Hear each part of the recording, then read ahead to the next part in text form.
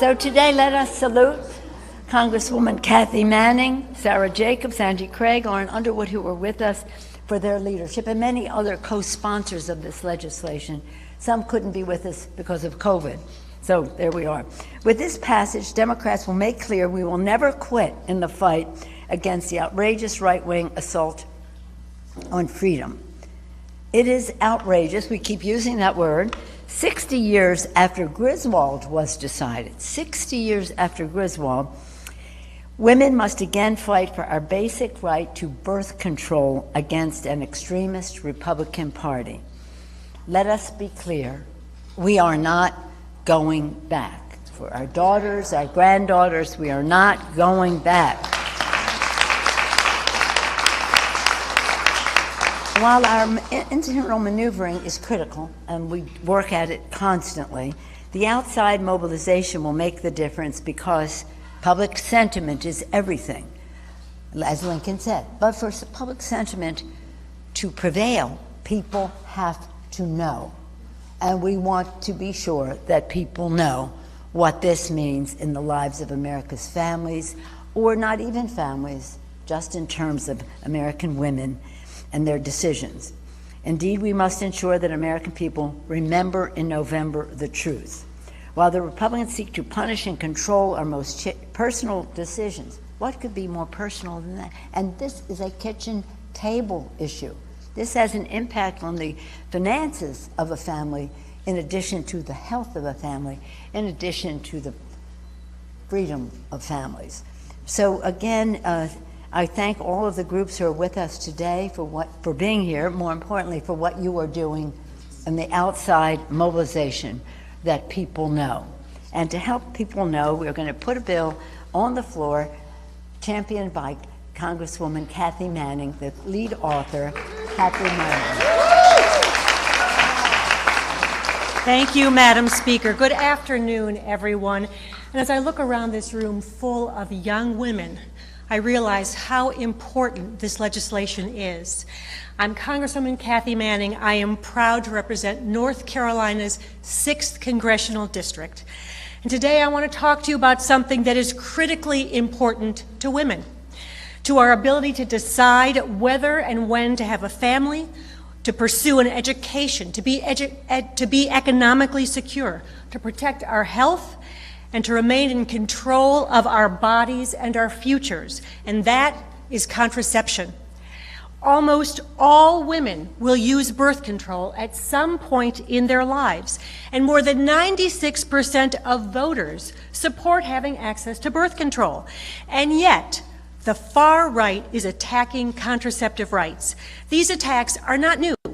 Extreme Republican legislators across the country have been chipping away at the right to use and access contraceptives for years. They have been drafting extreme legislation. They've been imposing unnecessary requirements on family planning clinics. They've been limiting funding for birth control. They've been spreading disinformation about how contraceptives work. And they've been trying to ban contraceptive methods like IUDs and emergency contraceptives like Plan B or the morning after pill. And now, Justice Clarence Thomas has made abundantly clear in his Dobbs opinion that it's time for the Supreme Court to consider overturning Griswold, the 1965 case that recognized the right of people to use contraception. Let's not forget that prior to 1965, states actually had laws prohibiting people from using birth control. This rallying call by Justice Thomas and the actions of extremist Republican legislators are about one thing: control. These extremists are working to take away the rights of women, to take away our right to decide when to have children, to take away our right to control our own lives and our own bodies, and we will not let this happen. That's why I'm so proud to be leading the Right to Contraception Act. My bill establishes a federal statutory right for individuals to access and use contraceptives and for healthcare professionals to provide them. It protects a full range of contraceptive methods, including birth control pills, IUDs, and emergency contraceptives like Plan B. It prohibits any state law that restricts access to contraceptives and establishes the right of the Attorney General, healthcare providers, or any individual whose contraceptive rights are violated to bring a civil action against any state or government official who attempts to do so. Congress must immediately pass this bill to ensure people can access their birth control without government interference. We are not willing to play defense on this critically important issue. We are playing offense. My bill will get ahead of the growing threats to contraceptive rights because American women, indeed all Americans, deserve the right to make critical decisions about their health, their family planning, and their lives. After the introduction of my bill last week, 150 members of the House moved immediately to co-sponsor it, with overwhelming support from my colleagues and endorsements from organizations like Planned Parenthood and the Center for Reproductive Rights, and a Senate companion bill. The urgency and the necessity of this legislation could not be clearer. I look forward to the House vote on the Right to Contraception Act tomorrow. Swift passage is key to defending reproductive freedom for millions across the country. I want to give a big thanks to Representatives Nikita Williams, Sarah Jacobs, and Angie Craig, and all who have joined me in leading this effort. I also want to give a shout out to my extraordinary staff who have worked so hard on this legislation. With that, I will pass it to Representative Sarah Jacobs. Thank you.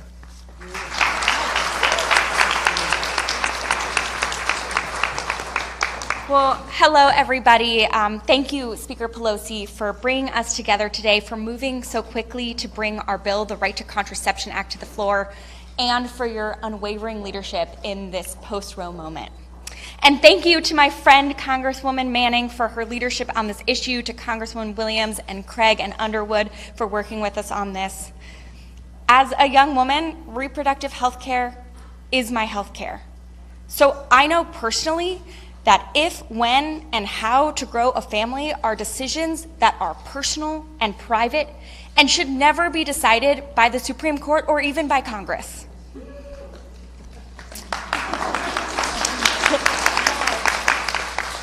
I've lived my entire life with the constitutional right to contraception, and it's a right I've exercised for decades.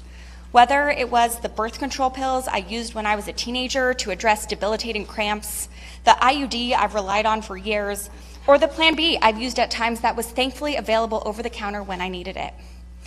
I was recently told that I'm the first member of Congress to talk about my period on the House floor in the last 35 years and maybe ever.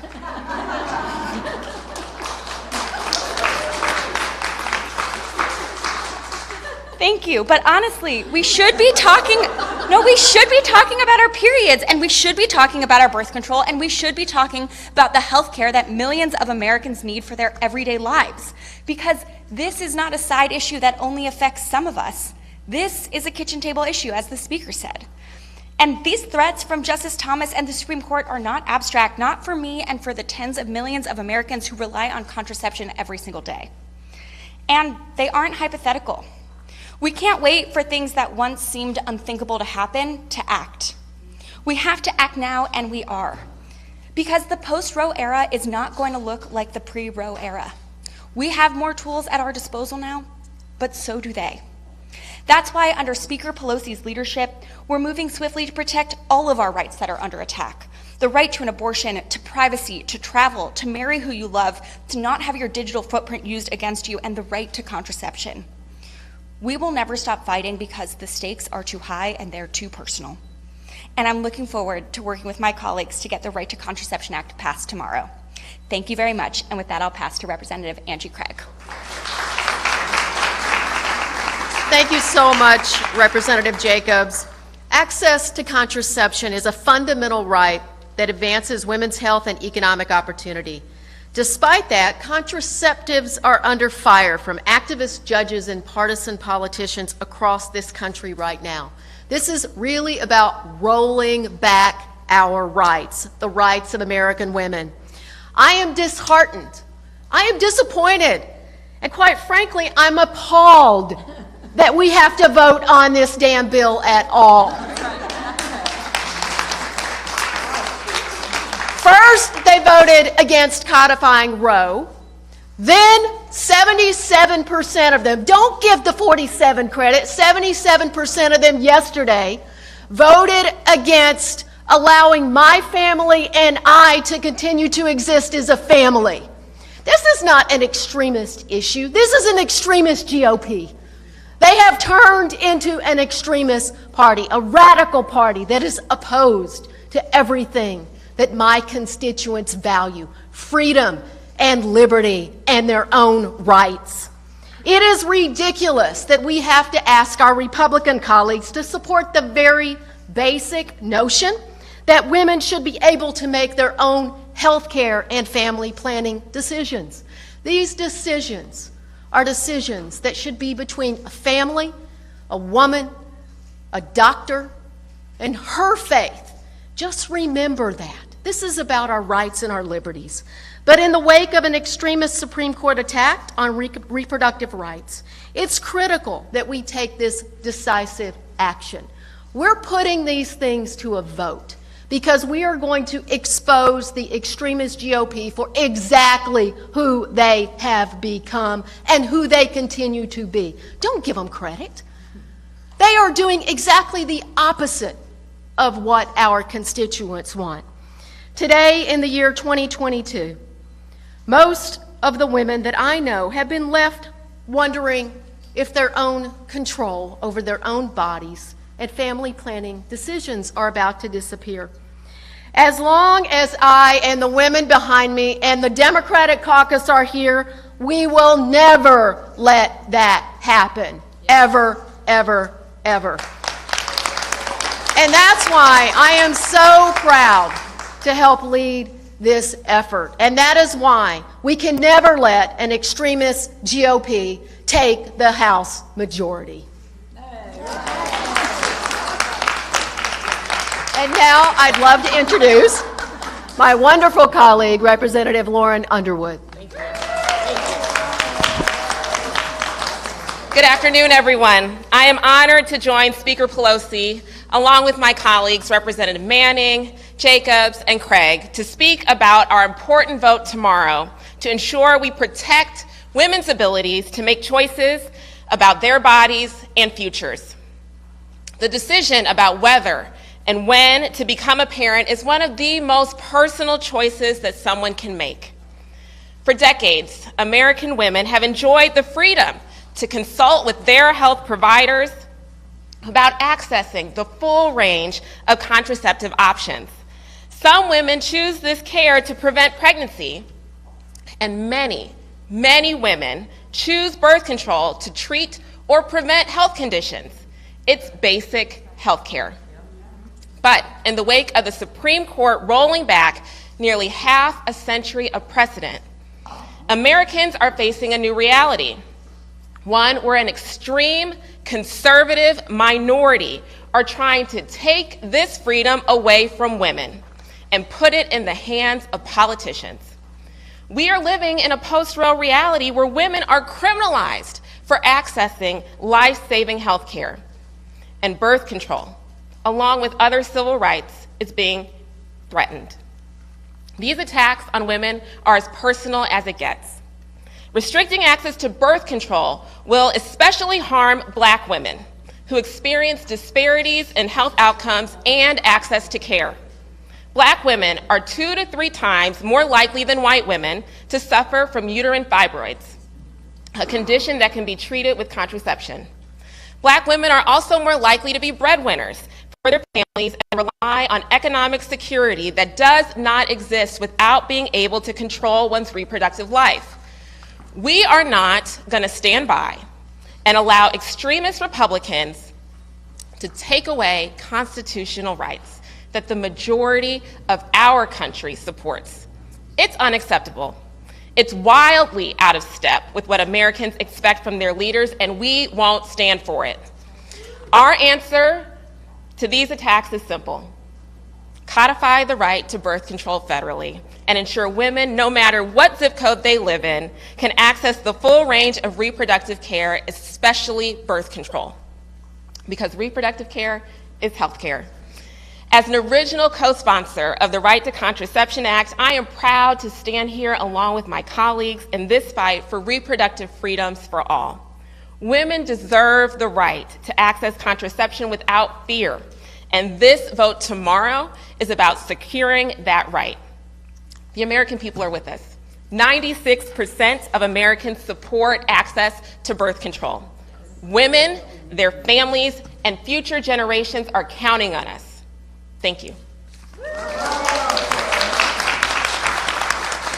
I thank Representative Kathy Manning for her leadership in introducing this legislation. As some of our colleagues have said, we want to put the Republicans on record, but we'd like to put them on record in support of contraception.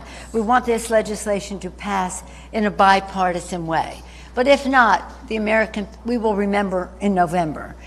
Secondly, I want to thank Congresswoman Jacobs for her leadership on this, but also on protecting women's data as relates to their personal, shall we say, cycles. And thank you for your courage to being so thorough in your discussion of the matter. And as Angie Craig has said, this is outrageous. It really is outrageous, and it's going to have a terrible impact on communities of color, as well as women across the board, families across the board. The hypocrisy of it all, but I'm told not to talk about the hypocrisy. If 96% of Americans are practicing birth control using contraceptives, who are these people who are saying they want to outlaw it? It's about control. They don't like birth control, but they want to control women, and we cannot let that happen. And I thank Congresswoman Underwood, a healthcare professional herself, for the strength that she brings to this debate. For me, it is a good day in this respect. For decades, I have fought them. They wouldn't even support the rhythm system. When we try to make adjustments, they wouldn't even support that. They insist on gag rules in terms of conversations about this. Over the years, Republican women would say to me, if I really thought that the Republicans were against contraception, I could never vote for them, but they wouldn't believe that that's where they were. Well, now they know. And they'll know better as soon as we take this important vote. As many of you know, and some of you were with us, we were on the steps of the Capitol at the end of last week, talking about the addressing the ridiculous court decision to overturn Roe v. Wade and to talk about the right to travel. Today, our Women's Caucus is here. We have votes, and so people are in and out. But the House Democratic women have led the way in this fight over the years, and I commend them all for their determination to remove all doubt that women are in control of their lives. So with that, we just go to our mantra. We ain't going back. We are not, I guess I should correct my language. We're not going back. Is that right? We're not going back. Thank you all very much. Nice job, Kathy. Great job, Kathy. Williams are here. Great job. That was awesome.